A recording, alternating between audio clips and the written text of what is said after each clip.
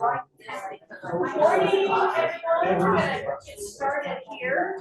We're just delighted that you're here to hear more about locally Haiti. And Wynn and Johnny, thank you so much for making the time, not only to be with us in worship, but in this time as well.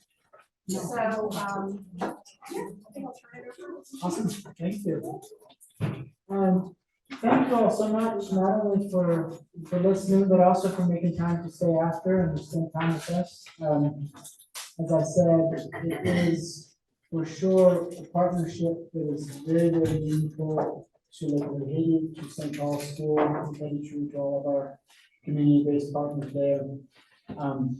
I just want to briefly introduce Johnny and give a little bit of context for sort of how we work structurally. So we support St. Paul School, and in addition to St. Paul School, most of the work happens through two other community-based organizations as well.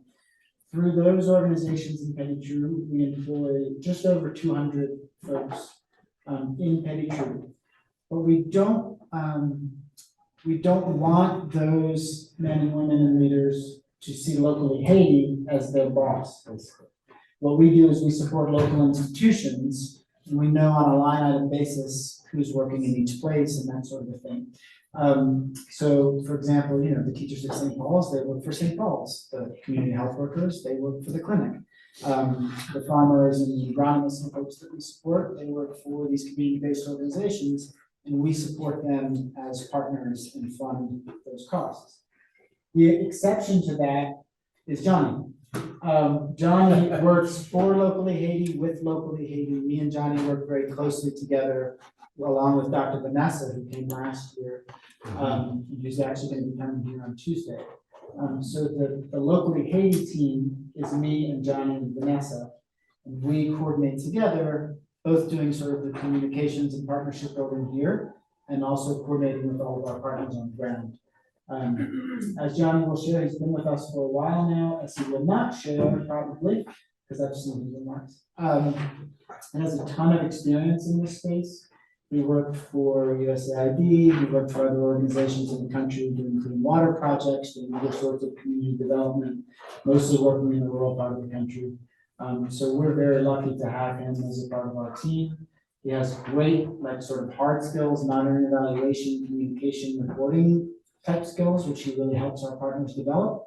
But he also, very importantly, has incredible soft skills, building relationships with partners, making sure that we're listening first, helping us learn all of the nuances of what's going on in the community, and sort of strengthening the connections every day.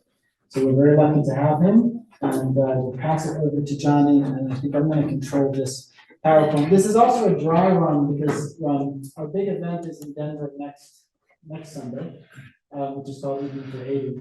And so Johnny's kind of practicing, and this is a little bit of a work in progress too, but it helps to put some images behind the words. And before you end, do we have access, or will we have access to an online version of your big event? Yes, thank you. That was not a plant. So the in-person event is Sunday the 5th, and then there's an online event the 6th, and we'll make sure that link gets shared. So we'll live stream that. Johnny will have remarks, Dr. Vanessa will have remarks, we'll show some videos, things like that. So thank you for asking me. All right, you're up, Johnny. Good morning. Good morning. My name is Johnny Vermeers. I've been working as the project coordinator for Local Haiti for over 2 years now. It is my first time in Colorado, and I'm so happy to be here with you. In my role, I work closely with Dr. Vanessa to support our partners and Petitjeau. I work with farmers, teachers, and health workers. I strengthen accounting and reporting.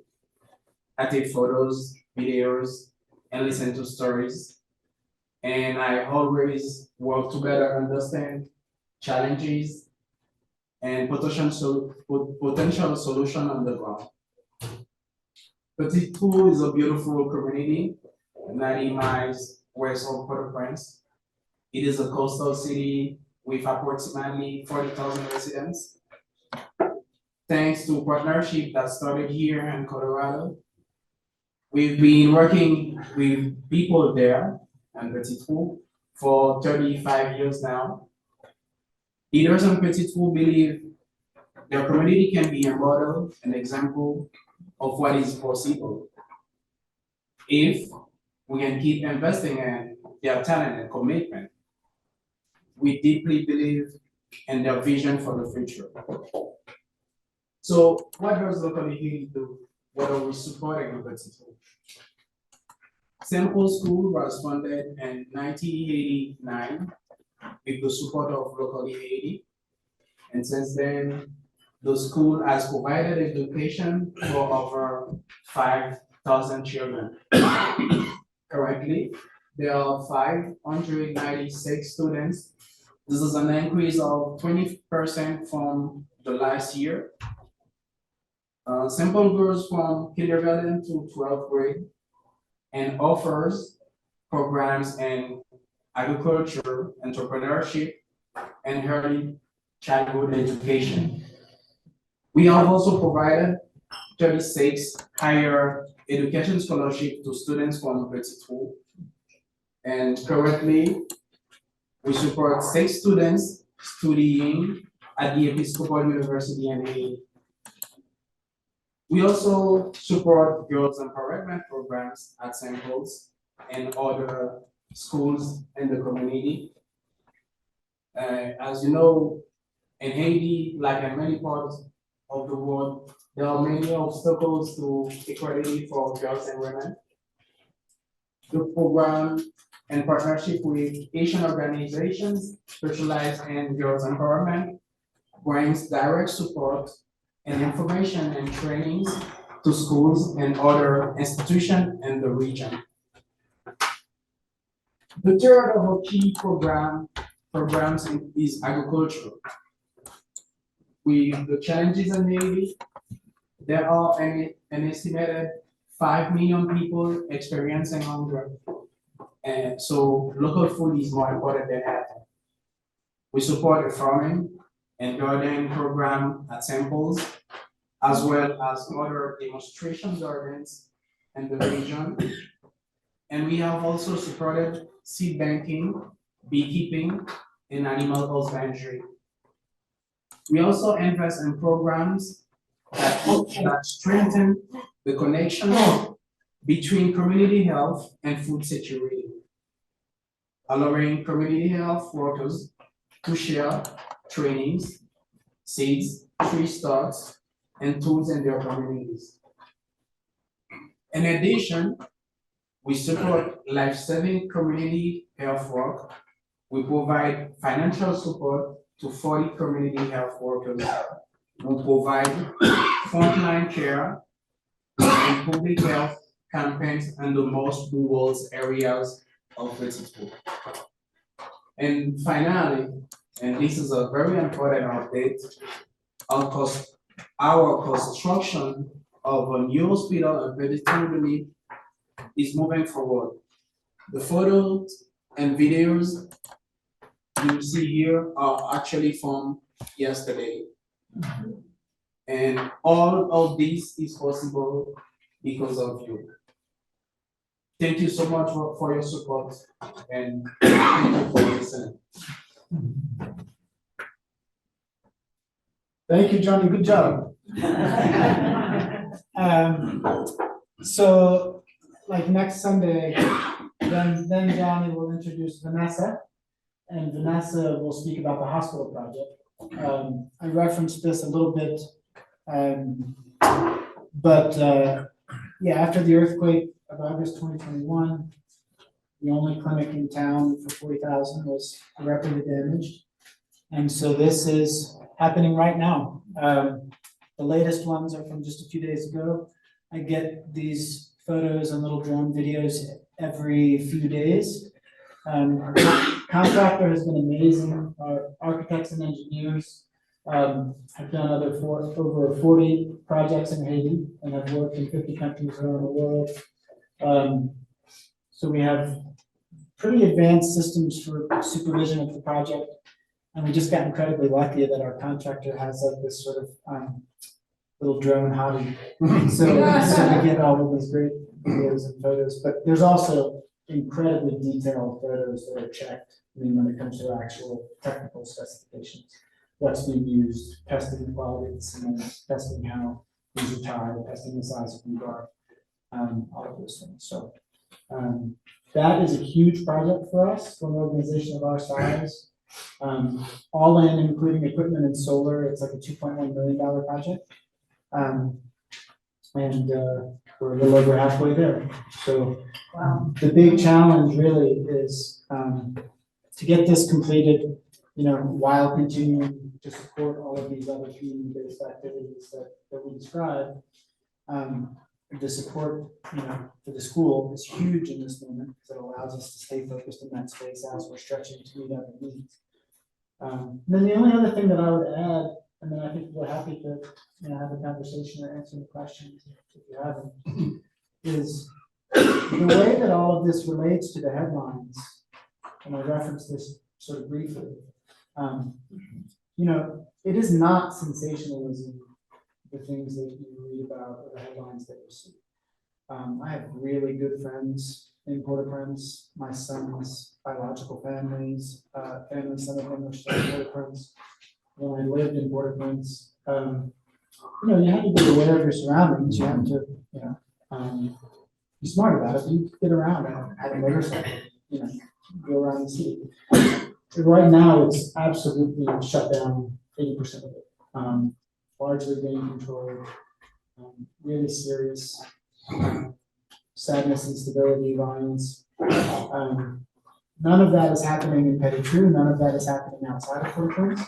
But all of those impacts are felt. The trauma is felt deeply by everyone. People are moving around the country, just seeking a place of safety. There are many parts of the rural economy that, it's still poverty, it's still deep need, but you're not looking over your shoulder. You're not worried about getting kidnapped. You're not worried about being caught in the crossfire. There was a statistic that I saw that 116,000 people have left Port-au-Prince just for our region in the last month. So that's big numbers, mass migration. Full neighborhoods in Port-au-Prince are just abandoned. You give them 24 hours to leave, and better leave. So there is a bigger picture to that. There was a new prime minister appointed 2 days ago by this provisional council that was appointed. There might be some international troops coming to provide stabilization in Port-au-Prince. But what we focus on is what we've always focused on, which is sort of rural development focused on this one place with the goal of helping to create a multipolar economy that is not so dependent on Port-au-Prince, that is not so dependent on imports, and that can, take steps towards hedging against the vulnerability that comes with all of those factors. So it was kind of already our theory of change, and now it's just becoming more important because so many people have no choice but to go to the rural part. Obviously, there's a lot of, that's the short version. I have a question. The school is directly under the administration of locally Haiti, correct? No, It is not. the school is part of the Episcopal Church in Haiti. Okay. And so we don't manage the school, we don't run the school. We support the school with like line item for certain staff and then operating support. We get detailed reports from the school, but we don't actually want to manage the school. As I was saying sort of previously, our idea is to support the local institution, and that happens in a variety of ways. Very detailed dialogues about what's happening, how things are functioning. Johnny is a huge part of that, but no, we don't manage that. So that model would then carry over to the hospital. So you're giving funds, so to speak, and expertise for the running of it, but you don't control that. Okay. So our donations go to the school. In the past, we've supported a student. Yeah. Okay. And can I ask about the school? My understanding was when it was rebuilt, that it was built, I guess, earthquake proof is not, that's not 100%. But with that in mind, and so I'm assuming the hospital, I don't know if it's the same contractors and all that, but the same awareness of the entire environment, including earthquake nearness. Correct. So we had just we built the school a year, maybe 18 months before the earthquake. And it sustained no damage, and basically served as a community hub. I mean, people were living there for a bit. A lot of aid was basically coming out of that space because we had rebuilt the school with that concern in mind. And the hospital, I mean, to be totally honest, will be even like a level above that. Yeah. Just because the type of construction needed for a long-term medical facility is just sort of like that. About what we need for basic school. So for sure, I mean, the engineering that went into the hospital, I feel 100% confident. And I assume engineering keeps improving in things as we have disasters, and people learn what they need to do differently. How does Pettigrew absorb these thousands of people who are coming in with no employment necessarily, and do they have family or what? Yeah, do they do it? it's a huge challenge. You're right about the family. That's basically what happens. And it's not as though complete strangers are just sort of coming to Pettigrew, for example. I mean, everyone in Port-au-Prince, Johnny, feel free to speak to this too, but everyone who lives in Port-au-Prince has family in the provinces. It's like, even if you're from Port-au-Prince, you know what your sort of outside of Port-au-Prince home is. And so some of that is just kind of like, you just you go where grandma is, or you go where, your aunt or uncle is. But as for how they're being absorbed, not easily. I spoke to Patrick, who's one of our leaders. I think he's actually been here before. About this very thing, because I said this is not for like a story, like I'm not gonna write anything about this, or I'm not asking for photos, but it would help to know, like, give me some stories, I'm just curious. And yeah, he mentioned, people where it's like 12 folks, like living in a very small place, people sleeping outside when they can, like coming in when they want to train, that kind of thing. Again, just because there's literally no place else to go. Charlotte, did you have a question? I see you made yourself visible. Yes, I wondered, what are your plans for staffing the hospital? Yeah, so it's a combination approach. What we've done honestly is under-promised with the intent to over-deliver when it comes to staffing. It is a hospital of the Ministry of Health, and the local Ministry of Health, which comes as a surprise to most folks, is very communicative, very responsive. We have a long relationship with them, and working with the leadership on the departmental level. There's 10 departments in Haiti. Ours is called NEEP, so it's Pettigrew to NEEP. NEEP is one of the 10 departments in the country. I speak with the director of the NEEP department on the phone frequently. Johnny does as well. And so they are committed to staffing the hospital at the base level, and we will supplement that. We'll continue to support the community health workers that we support. We already support some other dedicated staff. We're committed to supplying it. But again, we are being very cautious about what we're committing to in the long term in operating, with the intent, again, to sort of under-promise, not set expectations that we're running a hospital, because that's not the way we see our work. But we intend to be very committed to the quality of the hospital at the time, just like we're committed to the quality of the school at the time. And I will say, the hope is, and I saw this in my previous work, when I lived in Port-au-Prince, I lived at a hospital and I was in the administration of the hospital. International health work can be done in the wrong way, and it can also add huge value. I mean, to have continuing education, to have international doctors affecting the culture of the institution, to have the local staff feel valued and feel like people are investing in their education and the latest technology, that stuff matters a lot. And so there's a residence as part of the hospital. And the idea is for sure, there will be Starlink at the hospital. So to do continued trainings on Zoom online and also to have international clinicians there for extended periods is for sure the goal. That would be challenging right now in this moment for security. But we will get there for sure, that there will be an international presence at the hospital, but not there to manage it, there to participate. And learn, one would hope. Absolutely. Thank you. I'm new to this, this is completely new to me. I'm wondering who Dr. Vanessa is. Who's Dr. Vanessa? I've been talking too much. Could you, Who's Say Dr. it again. Just who is Dr. Vanessa? Where is? Who? I don't know who Ah, she is, okay. when you said Dr. Vanessa. She's our health officer. She's involved a little bit with the hospital, with people working. Sometimes she give a little bit of help, because they don't really have too much workers. Sometimes. So she's a physician? Okay. Thank you. and so her role has actually shifted some. She is now, and this is relatively recent, is now pursuing a master's degree in Canada.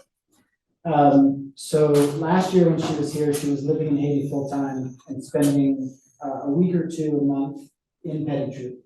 So she would do continuing education with health workers, with the Girls Empowerment Mentors, with the staff at St. Paul's, and also work at the clinic, not managing the clinic, but working together with the doctor that manages the clinic. And now she's based in Canada, so does a lot of that remotely. But is basically doing her role, this is as of January, as a volunteer. We're supporting her trip here, we're gonna support a trip for her to come to Haiti. She wants to stay involved in the long term, and she's a wonderful person. But not being based in Haiti has changed a little bit what she's doing on a month-to-month basis. Haven't heard any references to the Episcopal Relief and Development Fund, or Habitat for Humanity, or Heifer Project International. And are those three agencies welcome to come in and supplement your work? Great question. Episcopal Relief and Development is a partner that's relatively new, but they are supporting the hospital with $95,000. They support some of our community health workers, and they're also supporting some of the costs towards our higher education scholarships. So that was sort of a long time coming. It was like a bit of a courtship, like get to know you kind of a thing. But to be honest, the Episcopal Church in Haiti has a lot of challenges right now. And Episcopal Relief and Development, I think, was really looking for a way to engage in Haiti and didn't quite know how to do that. And so we've been able to, honestly, I think, help them work in Haiti while also benefiting from resources and expertise that they have. They're great, their team is great. We have like a Haitian counterpart, he's not based in Haiti, but he's based in Miami, and he's like our person. But I've also met their team in New York and sort of got to know them a bit. And that was thanks in part to Bishop Rob, the previous bishop here, who used to be on their board. And then Heifer International, we haven't worked with directly, but we have done very similar work. In animal husbandry, with a similar model. And Habitat for Humanity, we have not engaged with, which would certainly be welcome. I believe they're doing things actively right now, but certainly familiar with it. So how would locally Haiti engage those latter two agencies to become more fully involved? Well, Habitat for Humanity, I mean, I'm not an expert. I guess is that you know more about it than I do based on the question, but I will say it wouldn't really be our model to send people there to build homes. Our model would be more to support the cost of those, support supervision and engineering and that sort of thing, but to pay local people to do the work. I'm not meaning that as a critique to Habitat for Humanity, but it wouldn't really be our approach to send people to build a home probably. And Heifer, yeah, like I said, we've done an animal husbandry model that's very similar to what they do, where we have like around Christmas, try to get people to sponsor a goat, and then we have two families that sort of co-own that goat, and the offspring are shared in a certain way that's sort of based on agreements, et cetera. That's my understanding of their model, and we've sort of done that on our own, but certainly if you have connections or other ideas, we're more than happy to connect. So there's no local from locally Haiti to reach out to them directly and invite them to come in. And especially the heifer. It seems like it would be such a fertile kind of union to expand what we are doing with their expertise as well. Yeah, I don't know, I could look into it for sure. My experience with organizations of that size is that it can be, they have a strategic planning process and a whole, so, but it's worth a try. Are you willing to do that? Sure. Okay, thank you. Yeah. I have a question about the whole political environment. How big is Port-au-Prince compared to the whole country in terms of like population and the economy, What it was, before sort of the recent, the chaos? which I don't know exactly how these numbers have changed with those trends that you referenced. If you counted the entire sort of suburbs of Port-au-Prince, it was like 3.5 million out of like 10.5 million. This is my recollection. And as far as the economy goes, I mean, just the bulk of, infrastructure, work, higher education, those kind of things are very much centered. And if the airport is closed, how are people getting in and out? Are there rural type airports, smaller airports? There's one other international airport, which is in Cap Haitian all the way in the north. Spirit used to fly Cap Haitian, it doesn't now, but there is a domestic airline, well, I guess it's not domestic strictly speaking anymore, it used to be called Sunrise, and they go from Cap Haitian to Miami. But that's very recent. That's how Johnny got here this time. And I was mentioning, it's also a positive trend, I mean, it's not a positive reason for it, but a positive development, that there's now a flight from Cap Haitian in the north to Lake High in the south, which means if that stays, that in the long term, potentially we could bring people to Petty-True again without ever having to go to Port-au-Prince, which was not the case until a couple of weeks ago. So if those flights continue, that would be very promising. Cap Haitian is a pretty safe city. It's got very cool history. There's like the main historical sort of landmark in Haiti, which is called the Citadel. It's like a big, sort of fortress / castle looking thing. Is there. It could be very neat to try and build some relationships there, be able to bring people in for a day, spend a day in Cap Haitian, fly to the south. We'll see, but if we could get to Petty-True without going to Port-au-Prince, it would be a little bit easier to bring people. The issues in Port-au-Prince, are they impacting the construction? Because I would think getting supplies, and then in the future, when it's now the medical equipment. Yeah, the short answer is on the construction side, it's been miraculously obstructive. I mean, they, for example, they've had to get a barge at different times to bring materials.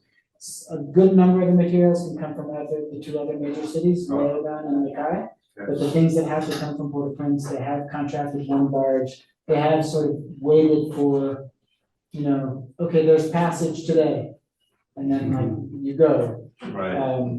But they've been very creative. They've been fantastic. Wow. And for the materials, I mean, it's a great question. I'm actually in the process of engaging with the European Union and PAHO and USAID about equipment. But we've also went pretty far down the road with Project Pure to get one container shipped. And I'm actually really glad we did not, we still might do that. But at the moment we were thinking about doing it, it would have been really bad timing. Because there have been issues at the port in the last 2 months. Right. So we basically have the whole like manifest created and like a MOU with Project Cure, and they just understand that we're waiting, Right. just kind of see us open the door. Right. But, for equipment, I guess it hasn't been a challenge yet because it hasn't opened yet, but it could be a challenge. Right. We're kind of actively working on different pathways for it. And most of your staff are for the hospital. Excuse me. Are you gonna be local? It's a mix. For some of the doctors and nurses, and this is why the residence is so important. Some of those folks are not from Petty True, but what they do is that, for example, they'll be in Petty True for, 3 weeks and then they're off for 10 days or whatever the schedule is.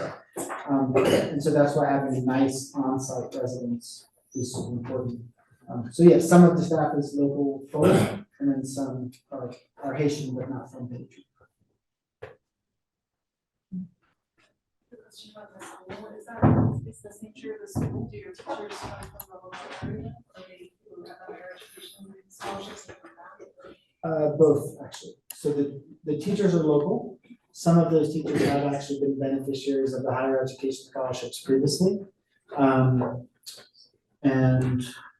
yeah, I can think of a teacher or two that are not from Petty True proper, but are from 30 minutes away, like that kind of a thing. Yeah, so they're all from the region, broadly speaking. What are the opportunities for your graduates from the school? I mean, how easy it is to get, further education? Do most of them stay local and farm, or do they go and pursue collegiate opportunities? It's a mix and a challenge. I mean, we're doing our best to create as much work opportunity as we can, but for sure, I mean, honestly, even with our own scholarship students, the ones that we support to go study, and then the idea is that they then come back into the community, giving some version of like a year of service where they're paid with something relatively small, so it's like a stipend. We can't guarantee every one of them a full-time job. Like that's just not the nature of the program. It works out that way sometimes and sometimes it doesn't. And it's definitely the case that the majority of the economy in Petty True is sort of in the informal sector, whether that's farming, agriculture, sort of buying, reselling. And it's a challenge. I mean, so the hope is basically that the hospital, as an example, that those kind of things, just investment in the place creates ripples of opportunity in various ways just by nature of having functioning institutions there. But yeah, there's a really cool organization called Fonkoze, Fonkoze, that does sort of like microcredit lending and things like that. We're actually in the process of talking to them about maybe bringing them to Petty True. Access to capital, access to investment support for small businesses. So I mean, the things we described are trying to get at work opportunity, but I don't want to overstate. It's still a challenge for sure. And it used to be that some of them would basically go to Port-au-Prince, even though it was always a difficult place and there was no guarantee. It was seen as, whether it worked out that way or not, as a place of opportunity. When I go to the big city and make my way, nobody's doing that. When we donate, which is a big thrust of all of this, to happily take on again, are there specific needs that you see donations should really be targeted to? For instance, you were doing some online things for the school. I meant for the school, but for the hospital, so we could donate specifically for the hospital. Is it a preference with donation that it be unspecified, unrestricted, or are there certain specific needs that you are asking for at this time? Well, what I would say is, in the case of a parish partnership like this that has such a long history supporting the school, it's hugely helpful to continue that. There are needs in every area that I described, and we have a significant gap for the hospital. So, I mean, if anyone in here is looking to do something huge and fill that gap for the hospital, we can absolutely arrange that. And it is truly a need. But as far as sort of like the way that Jimmy and Reverend Felicia and you all have sort of communicated about partnership with St. Paul's. That's still a need, the money goes to the school and it's needed by the school. And that wouldn't be my suggestion to disrupt that, but it's really, there are multiple ways to do it, and I would just kind of trust you all to do that. Does that make sense? Yeah. Just out of curiosity, do the kids, have to buy uniforms still for school? Or I don't know if that, maybe I'm thinking of another country where that. I mean, They do. There are certain cases though that actually the families, ask the families, Johnny, vieni qua pour uniforme io, comme si io acheté matériel et puis après ça, on a fait uniforme, comme ça. Io acheté et puis on va rembourser. Mais io acheté matériel dans ma main, simple, et après ça, io gère ça avec mon local. So what happens sometimes is they'll actually buy sort of like the right cloth and fabric from the school, but then they can either make it themselves or get, you know, to basically save cost, have a friend or a local business owner willing, so and make it. So they do have to pay something for the uniforms, but it's not always just buying the uniform, it's buying the material. so if we buy the material, if we, you know, we need to buy, we have a lot of weavers and that kind of thing around in this congregation. And so if we bought the bolts of fabric, does that help the school then and or the families and, you know? To be honest, it probably wouldn't be our approach just because they are very serious about it being, you know, the exact whatever is Color, available yeah. locally, like it all matches and it's all in a certain style. It's a good Yeah. idea, but I think it might, to be honest, be a little complicated. I was thinking of the money to buy the bolts, right? Oh, I see, I see. How is the art contribution used in the school? For what purpose? It basically supports teacher salaries. We need that here in Colorado. Mike, did you? Yeah, you mentioned something about internet and Starlink. What's the current situation down there, and is there any expectation that having better connection opens up opportunities? Because there's a lot of things people can do online potentially, but I don't know what huge of a gap that is between the education that's going on there and the connections there. Yeah, so there is Starlink in the community. We have one community-based partner that has Starlink, actually two. And it works pretty well. Not perfect, but pretty damn good. And your point about jobs is a great one. I mean, I don't know right now, both with respect to just language and fluency in English or whatever the opportunity would be, mixed with whatever sort of programming or whatever industry would be. Certainly in the long term, it is a place of hope for, you know, the positive side of that kind of globalized world for communities like that. I don't see that happening a lot right now, but it's certainly something to keep our eyes open for. Yeah. Upwork type stuff and. Yeah. It's my understanding that the soil is really rich. Is that the case for agriculture? It is where we are, yes. I mean, there are parts of the country where it's not that way, but where we are, it is. Do they, what kind of crops do they take advantage of with that? I mean, obviously, it's a little bit seasonal, not in the same way as here, but, and it's also somewhat dependent on access to water. I mean, the main challenges in farming in the area are access to irrigation, and it surprises people, but access to fencing. Just because there are animals roaming free, you plant your vegetable garden and it gets eaten by your neighbor's goat, and then it's a whole thing. So there are creative, inexpensive ways for natural fencing that we've actually helped with in certain ways. But you know, there's several kind of buckets. There are certainly like the kind of potato, yam, sweet potato type family. There's a lot of that there. There are just your traditional vegetable gardens, you know, a mix of tomatoes and peppers and those kinds of things. Corn and beans is a big sort of part of where we are in particular. Rice is not grown in the country in the way that it used to be, and that has a long history that relates to US subsidies and infrastructure and everything. Bill Clinton actually apologized before a congressional committee, saying that the biggest mistake of his presidency was, in essence, dumping a ton of American rice produced in Arkansas onto the Haitian economy, which had really lasting effects on the Haitian rice industry. It was this really interesting, like, sort of panel where he speaks about that. But then there's fruit trees, mangoes, avocados, there's plantains, bananas, papaya, moringa is something that I don't know if you're all familiar with moringa, but it's a tree that's native to India, but been planted all over Africa and Haiti.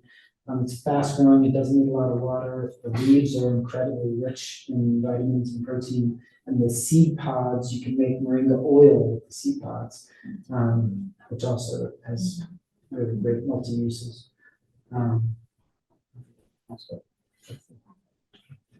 Breadfruit.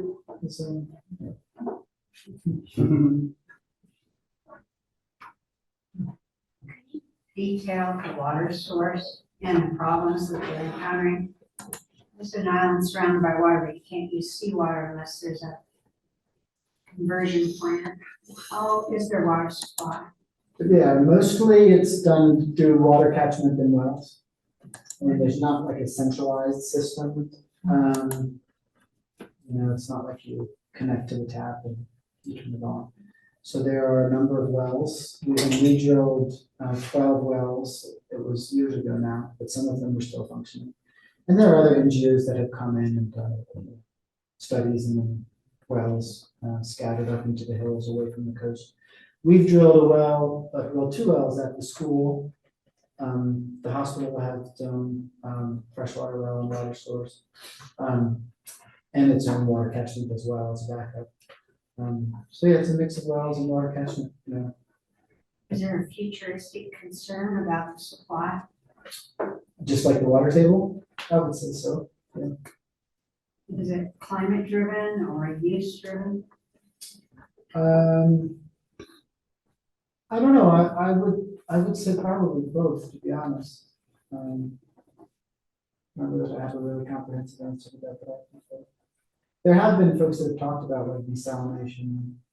No one has actually invested in it, but I know that people have done studies on it. It's obviously a very expensive thing.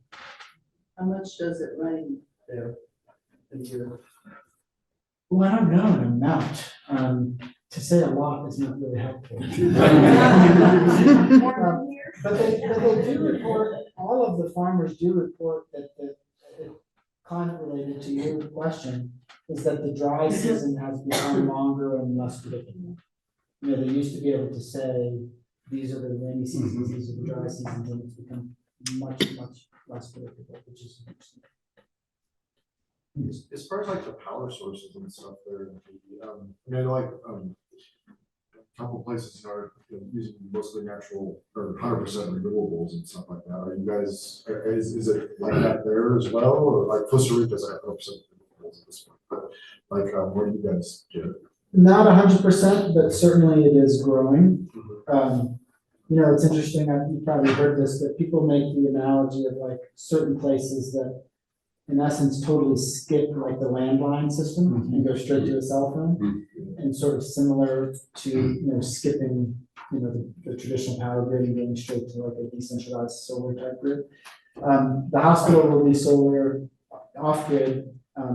There's not really a grid. There's kind of a small grid downtown in Patriot where we work that functions very intermittently. So the hospital is solar powered, the school is solar powered. Our community-based partner in agriculture is solar powered.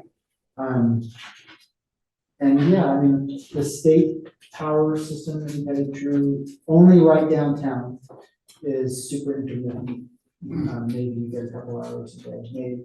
So it's all like, but it's mostly solar, it sounds like, not like burning natural gas. Backup generators, people have backup generators for sure.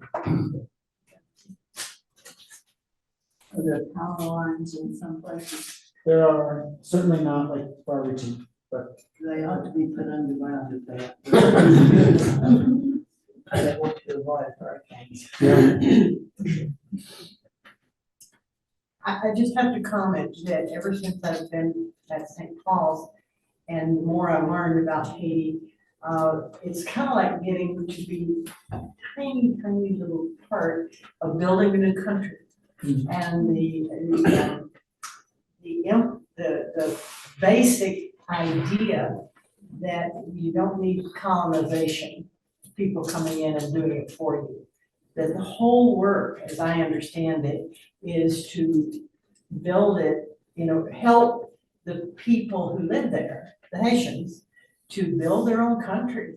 And it's kind of like being on the ground floor of getting to watch this from a far distant perspective. And if my $1 is the one thing I can send, I just feel like I'm a part of it. And so it means a lot to me in that way to watch a country and be built, and it's the country. It's not, because the people have for centuries been creative on their own, but helping them to be able to continue their life is what we get to do.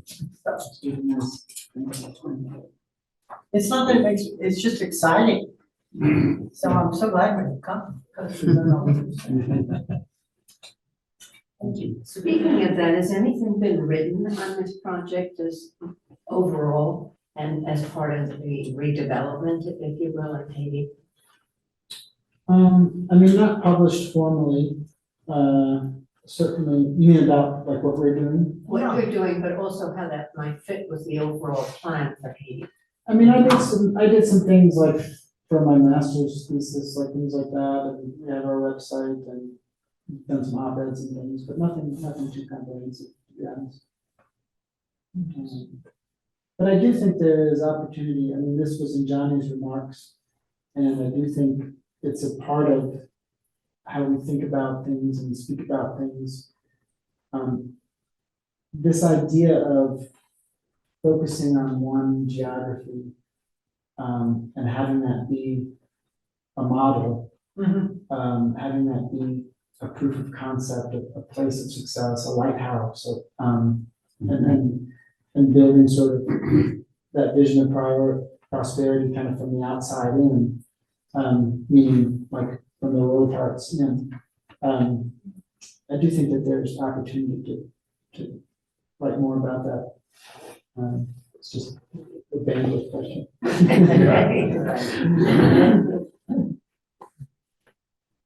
What Roy said makes me think of a question. Are there threats, like external exploitive influences at all? Like opportunistic, people who try to come in and build something that would be bad for the community, but they're, offering promises of this and that, or is it just kind of a non-issue?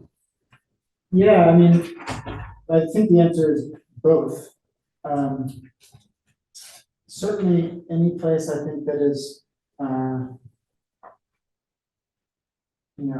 desperate's the wrong word, but incredibly vulnerable and eager for resources. I think there's always the risk of, it's hard to say no to an opportunity when there isn't a ton of opportunity. So I do think that that's a risk in the country generally, and certainly there have been tons of really bad, poorly thought out development projects of various kinds, whether that's in the nonprofit or for-profit sector. I don't see a ton of people flocking to invest in the rural parts of the country right now because of the situation, but I do think it's possible. And there are really bad examples of projects, for sure. The one you just mentioned, needing a presidential apology. Well, yeah. That's all. I'm thankful, Rhoda, for the comment you made, because I think you've probably heard people say, why do you invest in business in the state? And I've seen you write about it, but I just appreciate that approach, that we're helping the country build itself, and in the rural areas where that can be done. So you had mentioned to me when that you might be applying for a grant through Rotary. Mhm. Is that done, or do you still looking for contacts? It's in process, actually. Yeah, if anyone is connected to Rotary Club, thank you. Again, that's another non-planned, but thank you for remembering. Yeah, what that project is actually it's a specific project focused on the farm and garden at the hospital. So it's about 1.7 acres of land adjacent to the hospital that will be for demonstration gardens, food production, trainings, etc. And so the Rotary project is specifically focused on that. And there is already a champion at one of the Boulder clubs, but we're trying to get other clubs involved in this one. I know some people from local Rotary clubs, and Kathleen probably does too. There was a member of our parish who passed away last year, that was very involved with Rotary. I'm not personally involved, but I know some people, and I imagine there's probably several contacts in this church. I have some contacts that I will make Thank you. on your behalf. Thank you. Absolutely. Thank you. And so, I will need contact information for that, Excellent. I have cards here. and that will take care of that, okay? Thank you. And as you know how it works at St. Paul's, if you want to make a donation to Locally Haiti, you can just write the check to St. Paul's and put Locally Haiti in the memo. And then we'll be running this campaign for the month of May and June.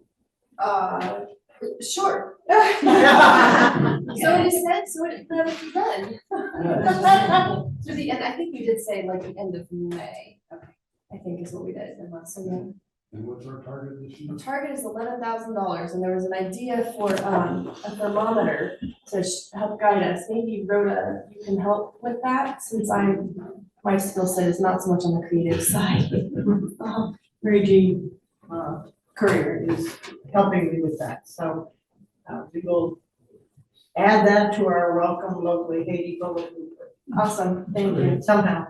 So we're not going to support a scholarship, didn't we do that in the past? I'm just. That was in the past, but. Okay, but now we're just, okay. I don't know that it was a scholarship per se, I think it was. Per student. Yeah, we said how much was it cost for one Yeah. student. To give people a guideline of, $300, I think it was, that supports one student. It was actually for a class, we would sort Oh, of class adopt a class. yeah. Because we would say, It's well, great. there's 20 kids in the class, and we need 300 to sponsor that class. So when we made that amount and reached that, we sponsored a class then. Yeah. And that has happened, of course, there's different ways now. Yeah. Do you have an estimate? I know it's a fluctuating kind of a number. I know a lot of times in nonprofits, there's a lot of fixed costs and not so many variable costs, which means if you have plus or minus 10 students, the cost per student obviously fluctuates, even if the overall, because there's so many fixed costs. And if you happen to have an estimate for what that is, so people. I think if we can stick with the 300, that makes sense. I mean, Okay. Oh my gosh, it's been 10 years. For. I know. I want to say it was like 400, I think 400 or 500 last year. To your point, I mean, It's a fluctuating thing. enrollment went up by 25%, so. Oh, wow. It's like, Oh, yeah. it depends on what you're guided by in a sense. Yes. So That's why I was trying to. I can send you like specific some number. numbers and then maybe you can That would be decide how great. you want to treat it. That would be helpful. But earlier you said that our contributions were going to pay teachers. Correct. But as part of the school. Right, I mean, that's an expense of the school. It's never been like this pays for that student. Yeah, right. It's not that That's specific. never been the way. It's more designated for the school, and it's a guide because people, I think, want to know how much it costs to support the student, because if they want to support a student, they're like, well, I'm not gonna write a check for $450 or $200 or $500. And if that helps motivate people with how much they would like to give, then it's a helpful number. But then once it's actually given, it's gonna all be put, everybody else that's donating money to the school, I'm taking a liberty to assume there, because I've worked in foundations a lot. It goes into a bucket that's designated as school, donations for the school. And so then all the expenses to run the school is what that bucket supports. So it's never, You just like come on this marketing specific quarter in my campaigns. left Exactly. pocket, it's a marketing thing. This Yeah. quarter in my left pocket is gonna go to that lunch, it just all goes there. Personally, I always like to give unrestricted money, I'm getting on a soapbox here, Yeah. for nonprofits, because somebody has to pay for the electrical bill and the water bill for the people, and for the salaries of people to, Wynn earns a salary to do this. It's a very important job to head up the organization, and it takes effort and money, and he's gotta live too. So I always like to give unrestricted dollars, because I know that there's stuff behind the scenes that needs to support it. That's But my- it's- Can't have a class without a teacher. That's, yeah, Right. you can't have school without a teacher, And also true, If the classes get too big, the teacher can't teach. also true. But I remember, Bill, in our, the same generation, we used to get the flyers, support Mary Jones, whatever. And when I found out that it really doesn't go to Mary Jones, I thought it was time to change that aspect. But if you know that it takes $1,000 a month to support Mary Jones, that sort of gives you a ballpark of what it costs to live and learn in Haiti. And so that's what I always felt about the classroom approach was for this. I'm glad this came up because I was talking about this with Johnny on the way here. Just sort of, this exact conversation that we should explain these dynamics, and this is how it works. What is your preference? Well, no, to go back to Janice's point, the truth is, the amount of money that we raise on a yearly basis that is designated for St. Paul's is not close to the amount that we need to support St. Paul's. It's actually running school. So what that says to me, to be honest, is it's whatever tool is useful for you all. We're not in danger of over raising for St. Paul's. So that's why I say to honor the history and continue to use that method, as long as it doesn't feel like a misrepresentation. Because we're not saying your donation of 400 or 300 or whatever it is supports Mari Jean and she won't go to school without it. That's not what we're saying. But if it's a useful tool to help people conceptualize, then for us it's totally comfortable. And that's what I was explaining to John earlier. Is there anything that Johnny would want us to know that we haven't thought to ask? Question. You're on the spot. Si vous voulez partager un petit bagage, on va voir si c'est pas. J'espère que c'est bien un bagage. And si vous I told him also there's no problem for me to translate for him. Johnny's English is very good, as you saw, but also it's a work in progress. I'm just trying to do my best. Great job.